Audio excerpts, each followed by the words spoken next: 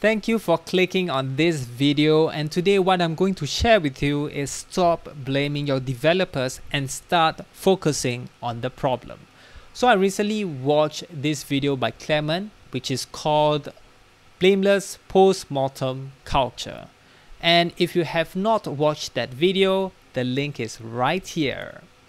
And basically, the summary of this video is summarized very nicely by the top comment, which says focus on what the problem is rather than who did the problem.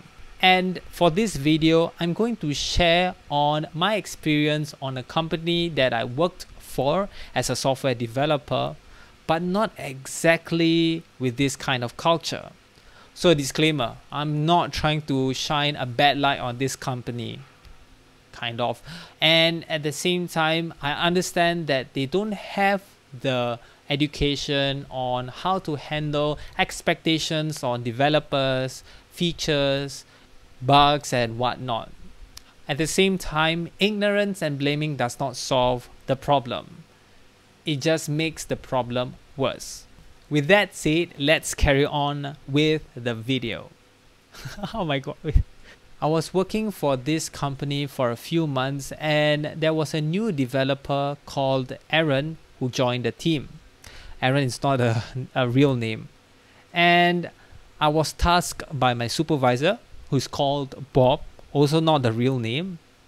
And Bob tasked me to teach Aaron on how to push the app through Fastlane to the App Store and Play Store. So for those who don't know what Fastlane is a tool that helps you push the app to the App Store and Play Store without doing the manual work. Comment down below if you want me to share on how to use Fastlane. So on the same day, I was fixing some bugs and teaching Aaron on how to push the app through Fastlane. And before I left, I remembered that I have pushed an app with the bugs that I fixed through Fastlane, and then I was on my way home. When I arrived home, I received a message from Bob, my supervisor, and she asked me whether I have pushed the app with the bugs that I fixed, and I replied yes. And Bob replied, alright, I'm going to test the app. And then I was like, okay. So a few minutes later, I received another message from Bob, and I could sense the irritation from him or her.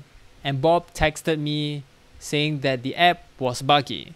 She or he expected the app to not have bugs because this was not the first time that the bugs happened. So it was the same bug.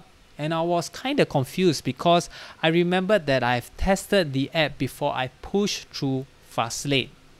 And for me, what I did was I did not solve the problem first. I wanted to check whether I was the one. So the blaming starts, I guess, from myself.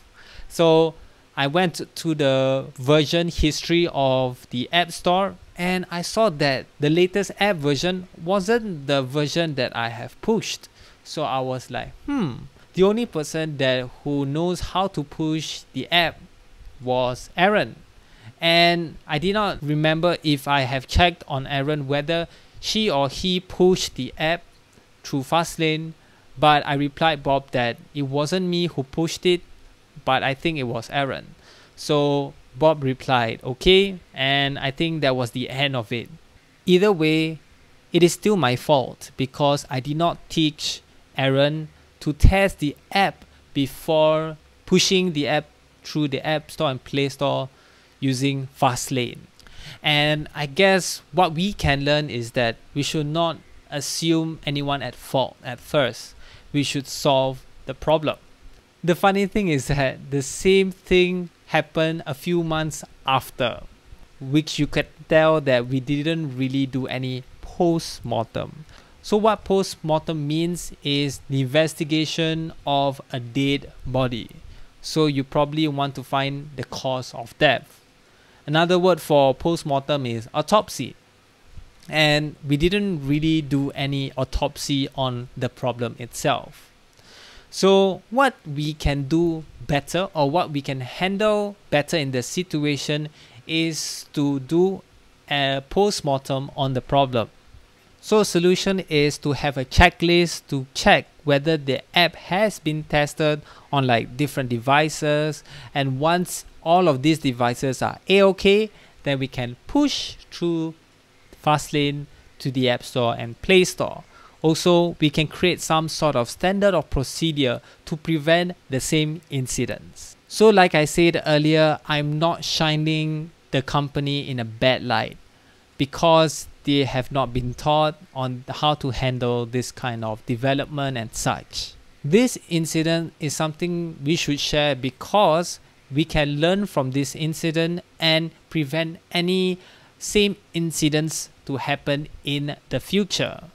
And I assume that most of you guys who are watching are developers, and you might not have the power to change the culture or to implement certain things. What you can do is to raise the problem to your direct supervisor on a one-on-one session as soon as possible, because the longer you do not raise the problem, the more of the same incidents will happen. And if you have tried your best to implement certain procedures to help prevent the same incidents in the future, or your supervisor does not think this is important, then what you can do is what some of the people in Clément's videos have done, which is to quit your company and find another company that is better or who has that culture. This is for the sake of your mental health, because nobody likes being blamed every time the same incident has occurred. We are all humans, we make mistakes. So that's about it. If you learned something, give it a thumbs up. And if you want more of this video, subscribe down below. And comment down whether you want me to go through Fastlane. So that's about it. All the best and stay safe. Bye bye.